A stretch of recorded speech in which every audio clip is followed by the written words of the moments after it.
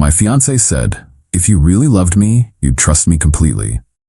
While refusing to explain why she was out till 4 a.m., I said, if you really loved me, you'd give me a reason to, and called off the wedding.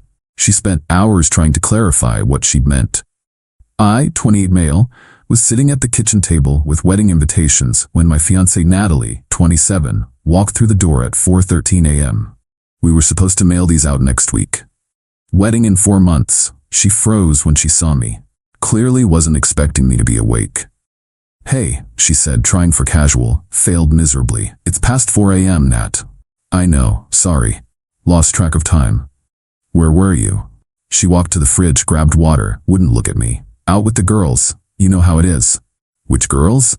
Why does it matter? Because it's 4 a.m. and you said you'd be home by midnight? She turned around and that's when she hit me with it. That manipulative little gem that would end everything. If you really loved me, you'd trust me completely.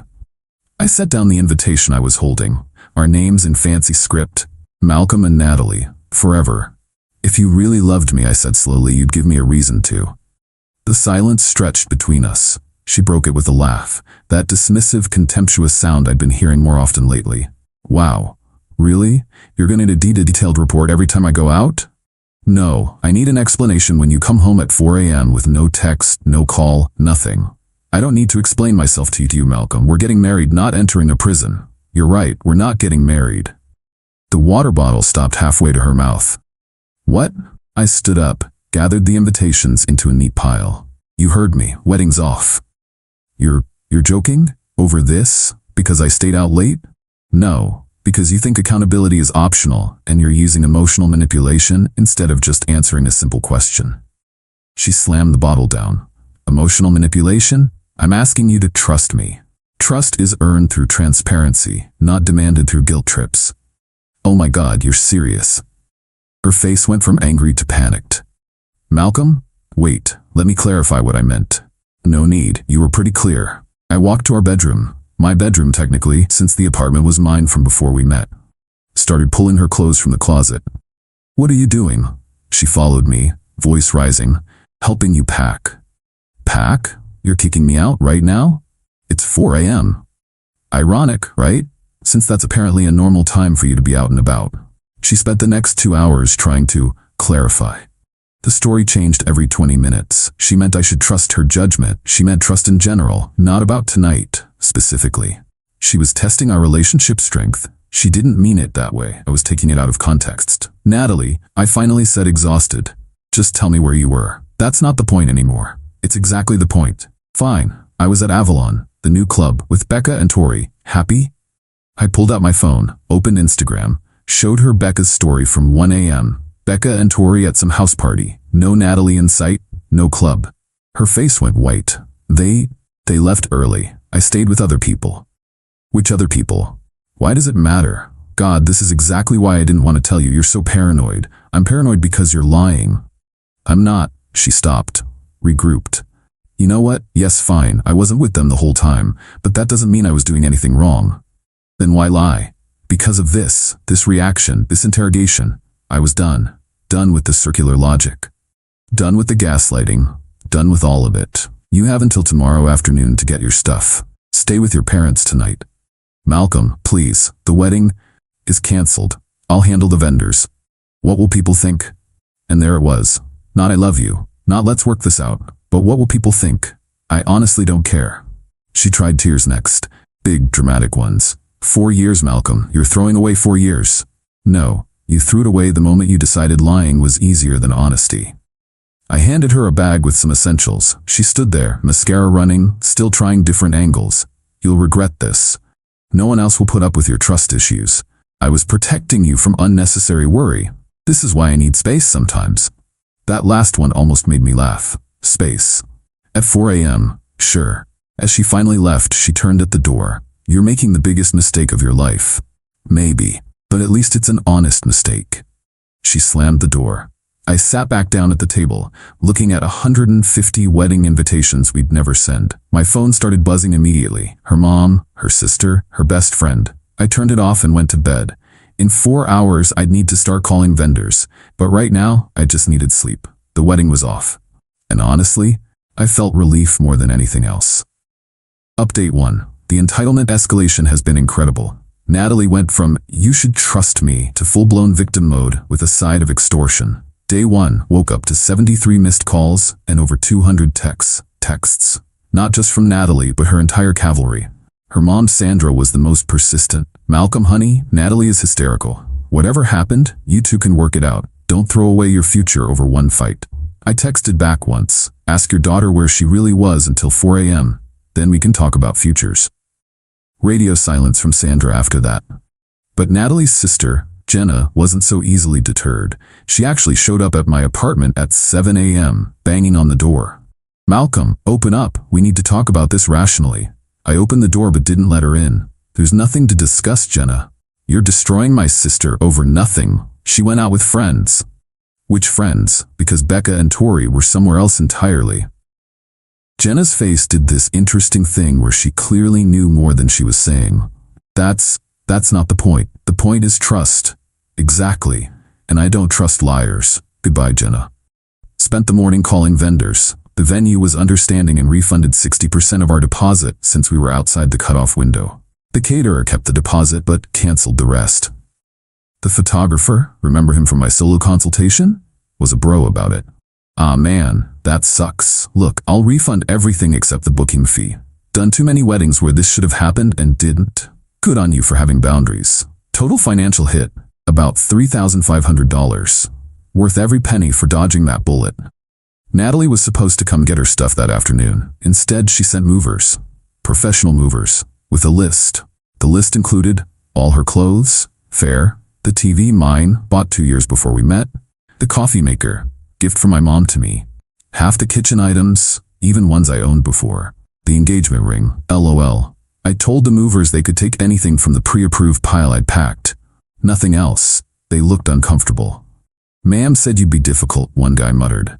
"Ma'am lied about a lot of things." They took what I'd packed and left. 20 minutes later, Natalie called from her friend's phone. I blocked her number. "You kept my TV." "My TV? Bought it in 2019. Have the receipt." "We watched it together. That makes it ours." "That's not how ownership works." "And where's my ring?" "The ring I bought?" "That ring?" "It was a gift. A conditional gift. No wedding, no ring. That's literally the law. I'll sue you." "Cool. Let your lawyer know I have screenshots of you admitting to lying about where you were that night." Click. By day 2, Natalie had started her PR campaign. Facebook post about surviving emotional abuse and finding strength after trauma. Instagram stories with quotes about narcissistic partners and controlling behavior. The comments were predictable. "You deserve so much better, queen. His lost babe. Men are trash." But then something interesting happened. My friend Derek, who tends bar at Avalon, the club Natalie claimed to be at, commented, "Weird, I worked that whole night and didn't see you there once." The post disappeared within an hour. Day 3, today, I got an unexpected call from Tom, one of my groomsmen. "Yo Malcolm, you need to know something. Remember Craig's bachelor party last month?" "Yeah?" Natalie was there, not at the party but at the same resort, with some dude. My blood went cold. "What?" "I saw her at the pool bar. Tried to say hi but she acted like she didn't see me. She was with this guy, real cozy. I thought maybe it was a cousin or something." "Why didn't you tell me?" "Bro, I didn't want to start drama without being sure. But now that you've called off the wedding, figured you should know." I sat with that for a minute. The weekend she said she was at a spa retreat with the girls. What did the guy look like? Tall, beard, drove a white BMW. That's all I remember. Something about that BMW comment stuck with me. Our apartment building has visitor logs for the parking garage. I'd never checked them before because why would I? Went to the security office, asked to see logs from the past month, and there it was. White BMW, visiting our unit multiple times when I was at work. Always left before I got home. License plate traced back to someone named Garrett. Looked him up on social media. Natalie's work friend who I'd met exactly once at her company holiday party. The one she said was basically like a brother to her. The current situation. As I'm typing this, Natalie is still claiming she's the victim of my trust issues. Her family is split. Jenna's team Natalie, but their brother Mike reached out to say he always thought something was off. I've got a consultation with a lawyer tomorrow about the ring, worth $12K. Garrett's LinkedIn shows he's in a relationship as of 2 months ago. Wonder who with. Tom sent me 2 more photos he found from that resort weekend. Natalie and Garrett at dinner. The best part? Natalie doesn't know I know about Garrett yet. She's still playing the "you didn't trust me enough" card, not realizing I've got receipts showing exactly why I shouldn't have trusted her. But here's what kills me. Even now, she won't just admit it, won't just say, "Yes, I was with someone else." She'd rather paint me as controlling and paranoid than take responsibility. Tomorrow I'm meeting with the lawyer and then sending all the evidence to her parents. Not to be petty, but because Sandra keeps calling me unreasonable and she deserves to know what her daughter really is. We'll update after the lawyer meeting. Something tells me Natalie's about to learn that actions have consequences. Update 2. The mask has completely fallen off. Once Natalie realized I knew about Garrett, she went from victim to villain real quick. Met with my lawyer, Rebecca, who specializes in this stuff. Showed her everything, the ring receipt, the text where Natalie admitted to lying, the parking logs, the resort photos. Rebecca, the ring is yours, clear cut. Conditional gift law in our state is very straightforward. But this Garrett situation, has she been living with you while seeing him? Me, apparently. Document everything. If she tries to claim any kind of financial support or shared property rights, this will shut it down fast. After the lawyer meeting, I sent Sandra, Natalie's mom, an email with just the facts. The parking garage logs showing Garrett's visits, the resort photos from Tom, screenshot of Natalie admitting she lied about where she was, Derek's comment about her not being at Avalon. Subject line, "Since you think I'm being unreasonable." Sandra called within an hour, different tone entirely. "Malcolm, is this real?" "Every bit of it. She told us you were controlling, that you wouldn't let her have friends." "Garrett's more than a friend, Sandra." Long silence. Then, "I'm so sorry, we didn't raise her to be this way." "I know. The ring, she's demanding we help her sue you for it." "She can try, won't win." Sandra sighed. "I'll talk to her father." This is unacceptable. This is where it gets wild. Natalie apparently didn't tell Garrett the wedding was off. He found out when his girlfriend, oh yeah, he had one too, saw Natalie's surviving abuse posts and asked him about it. Garrett panicked and threw Natalie under the entire bus fleet. Sent me a DM on Instagram.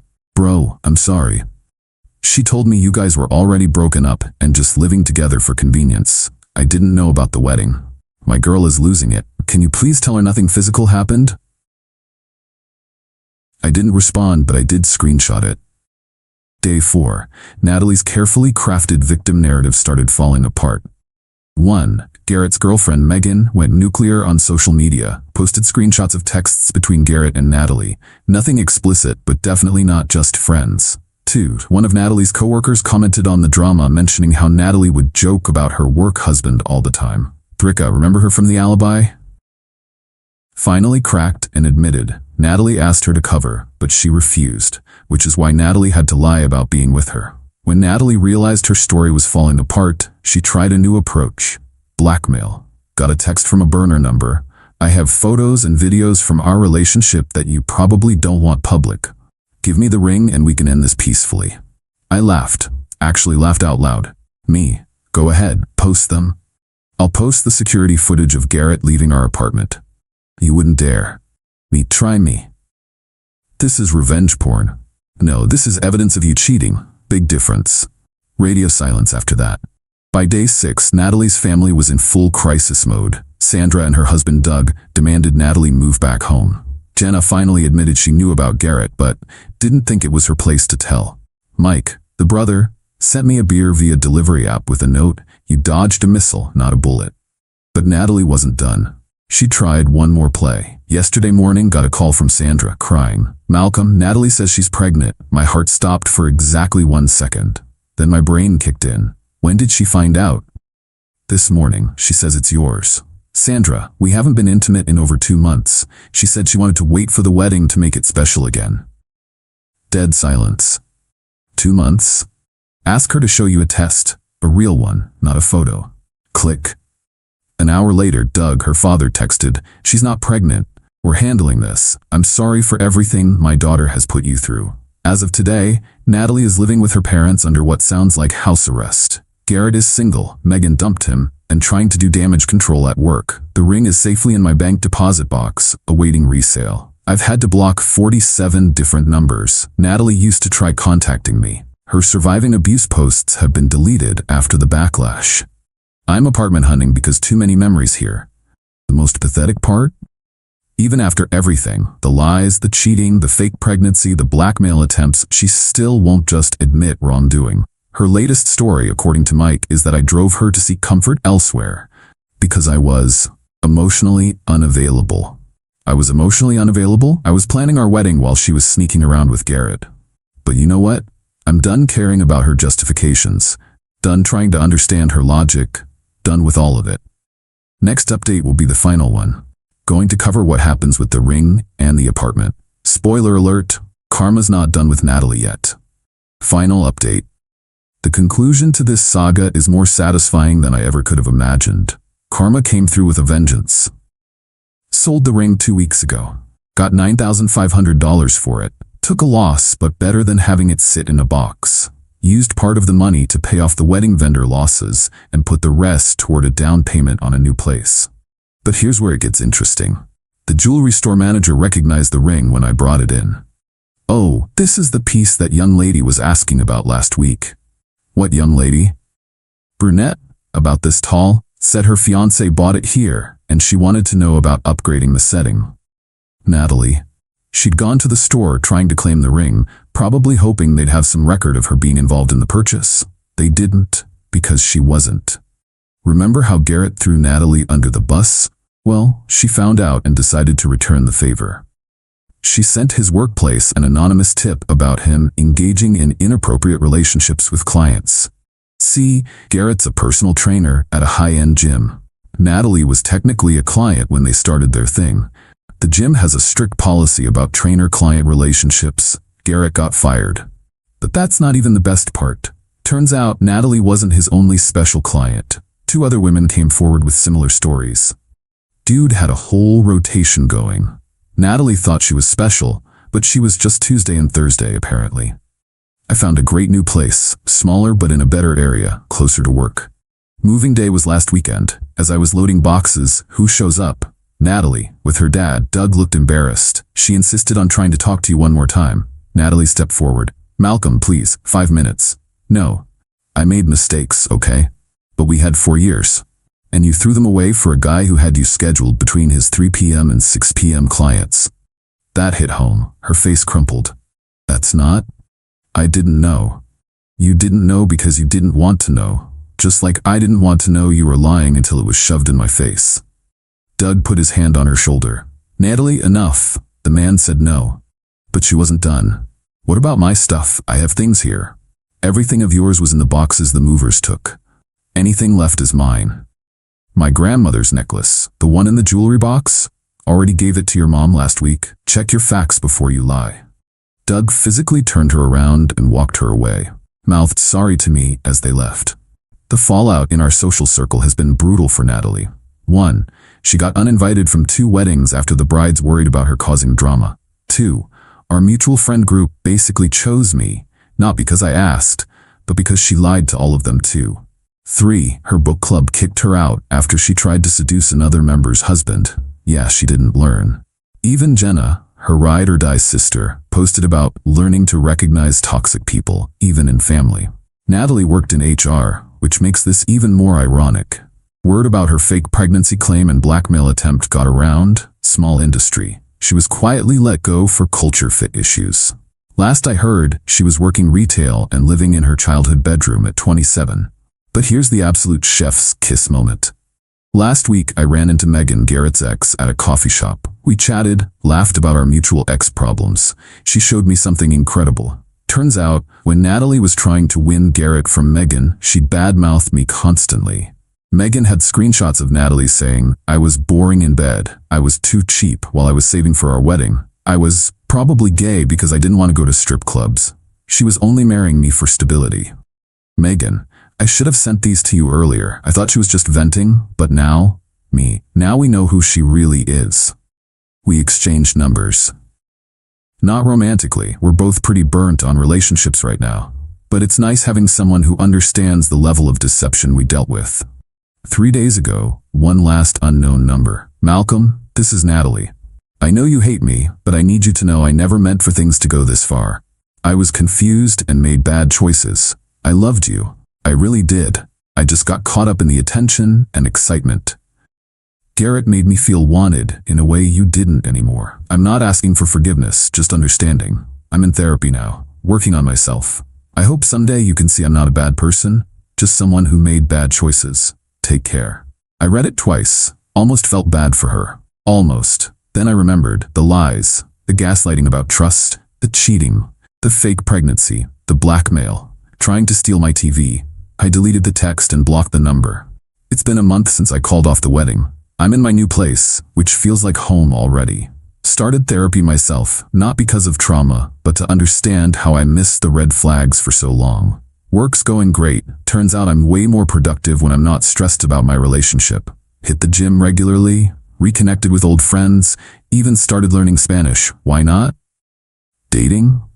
Not even close to ready, but I'm okay with that. Learning to be happy alone is important. The wedding would have been next Saturday. Instead of saying I do to someone who couldn't even tell me where she was at 4 a.m., I'll be on a fishing trip with my boys. Same guys who were going to be groomsmen. We turned the bachelor party weekend into a freedom celebration trip. 1. Trust your gut. If something feels off, it probably is. 2. When someone shows you who they are, believe them. 3. If you really loved me is manipulation 101. 4. Actions have consequences, even if they take time to arrive. 5. Being alone is better than being with someone who doesn't respect you. To everyone who said I was too harsh, where would I be if I'd trusted her completely, married to a cheater who was already planning her next lie? To everyone who said I'd regret this, the only thing I regret is not seeing the truth sooner. And to Natalie, if you're reading this from your twin bed at your parents' house, you were right about one thing. If I really loved you, I would have trusted you. Good thing I loved myself more than I loved the lie you were selling. Thanks for following this journey, Reddit. I'm closing this chapter and starting a new one, a boring, drama-free, honest one. And honestly, it feels amazing.